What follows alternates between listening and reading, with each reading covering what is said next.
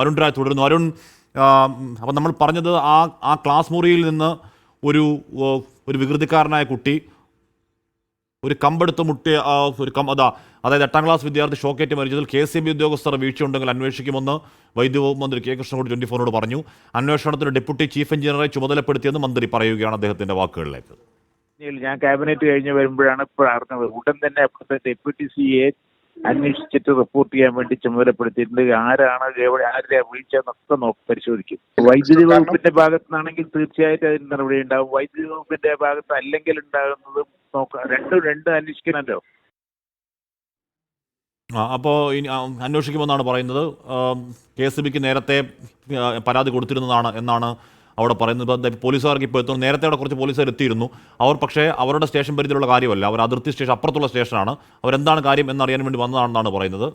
അങ്ങോട്ടേക്ക് അരുൺ രാജൊക്കെ എത്രയോ അരുൺ രാജൊക്കെ എത്തുമ്പോഴേക്കും ഒരു അവിടുത്തെ പഞ്ചായത്ത് പ്രസിഡന്റ് മാത്രമാണ് അവിടെ ഉണ്ടായിരുന്നത്.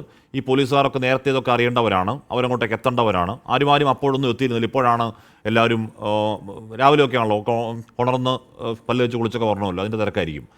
എന്തായാലും ഉണ്ടായത് അങ്ങേയറ്റം കേരളത്തെ ഞെട്ടിക്കുന്ന ദാരുണമായ സംഭവമാണ്. മറുപടി പറയേണ്ട ഒരു സംഭവമാണ്.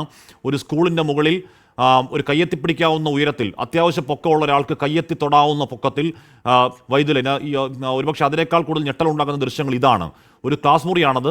ആ ക്ലാസ് മുറിയിൽ നിന്നും അങ്ങോട്ടേക്ക് നോക്കിയാൽ ഒരു കുട്ടി അവിടെ കിടക്കുന്ന ഒരു ഡെസ്കിൻ്റെ കമ്പമൊക്കെ ഉണ്ടാവുമല്ലോ, ഡെസ്കിൻ്റെ താഴെ ഇങ്ങനെ കാല് വെക്കുന്ന നീളമുള്ള കമ്പുണ്ടാവുമല്ലോ, ആ കമ്പെടുത്തൊന്ന് തൊട്ട് നോക്കാം എന്നൊരു വികൃതിയായ കുട്ടിക്ക് തോന്നിയാൽ ഉണ്ടാകുന്ന അപകടം ഓർക്കാനോ സങ്കല്പിക്കാനോ അത്രയും വലിയ ദുരന്തത്തിന് ഒരു സാധ്യതയിൽ അങ്ങനെ നിൽക്കുകയാണ്. എത്ര നാളായി അങ്ങനെ നിൽക്കുകയാണെന്നാണ് പറയുന്നത്. നേരത്തെ 10ാം ക്ലാസ് പഠിക്കുന്ന ഒരു കുട്ടി പറയുന്ന അധ്യാപകരുടെ മേൽനോട്ടൊക്കെ ഉണ്ടാവും അവിടെ ഇറങ്ങി നിൽക്കുമ്പോൾ അങ്ങോട്ടേ കയറരുത് എന്ന് പറഞ്ഞിട്ടുണ്ടെന്നുള്ളതാണ്.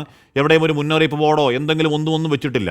രാവിലെ ആ കുഞ്ഞ് ആ സ്കൂളിൽ കളിക്കാൻ വന്നാണ്. അവൻ്റെ ചെരുപ്പ് പോലും ആരുടെയോ ചെരുപ്പ് അവിടെ പോയപ്പോഴേക്കും ആ കുട്ടിയെ സഹായിക്കാൻ അതിൻ്റെ മുകളിൽ വലിഞ്ഞു കയറിയതാണ്. വലിഞ്ഞു കയറി ഷോക്കടിച്ച് താഴെ വീണു. അധ്യാപകർ കണ്ടു, എടുത്ത് ആശുപത്രിയിൽ കൊണ്ടുപോയി. അധ്യാപകർ രക്ഷിച്ചു എന്നാണ് 10ാം ക്ലാസ്സിലെ വിദ്യാർത്ഥി പറഞ്ഞത്. രക്ഷിച്ചില്ല, കുഞ്ഞെ മരിച്ചുപോയി. 10ാം ക്ലാസ്സിൽ എന്നിട്ട് അങ്ങോട്ടേക്ക് ആശുപത്രിയിൽ കൊണ്ടുപോയപ്പോഴേക്കും ജീവൻ്റെ നേരിയ സ്പന്ദനം മാത്രമേ ഉണ്ടായിരുന്നുള്ളൂ. താലൂക്ക് ആശുപത്രിയിൽ ചെയ്യാൻ കഴിയുന്നതിന് പരമാവധി ചെയ്തു എന്നാണ് നേരത്തെ ഉല്ലാസ് കോവൂർ നമ്മളോട് പറഞ്ഞത്. ആ വൈദ്യുതി ലൈൻ അങ്ങനെ നിൽക്കുകയാണ്. ഇപ്പോഴും ആ വൈദ്യുതി ലൈൻ അങ്ങനെ നിൽക്കുക. ഇപ്പോഴും ഒരു അപകടത്തിനുള്ള പോസിബിലിറ്റി ആ വൈദ്യുതി ലൈൻ അവിടെ അങ്ങനെ നിൽക്കുകയാണ് എന്ന് പറയുന്നത് അങ്ങേയറ്റം സങ്കടകരമാണ്.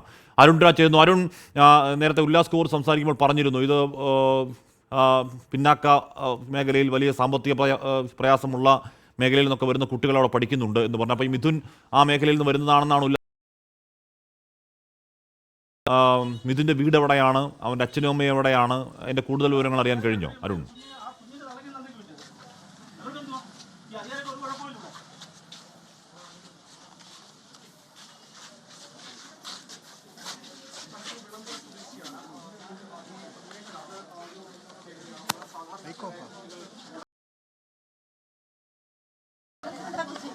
അതുകൊണ്ട് തന്നെ വളരെ സാധാരണ ഒരുപാട് കുട്ടികൾ ഈ സ്കൂളിലെ എല്ലാം തന്നെ പഠിക്കുന്നുണ്ട്. ഈ വിളന്തറ എന്ന് പറയുന്ന ഭാഗവും നമുക്ക് വളരെ വ്യക്തമായി തന്നെ ശാസ്താംകോട്ട തടാകത്തോട് ചേർന്ന ഒരു ഭാഗമാണ്. അവിടെയും വളരെ സാധാരണക്കാരായ ഒരു സമൂഹം തന്നെയാണ് അധിവസിക്കുന്നത്.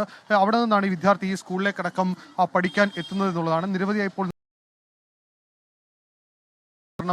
നിരവധിയായ തവണ ഈ വിഷയം പലകുറി ഈ വിഷയം സ്വാഭാവികമായും സ്കൂളിന് മുമ്പിലേക്ക് എത്തിച്ചതാണ്. ആ എത്തിച്ച ഘട്ടത്തിൽ ഒന്നും തന്നെ ഇക്കാര്യത്തിൽ ഒരു ശ്രദ്ധാപൂർവമായ നടപടി ഉണ്ടായില്ല എന്നുള്ള പരിഭവമടക്കം അല്ലെങ്കിൽ പരാതിയടക്കം നാട്ടുകാരുടെ ഭാഗത്തുനിന്ന് ഉണ്ടാവുകയും ചെയ്യുന്നുണ്ട്. ഇപ്പോൾ സ്ഥലത്ത്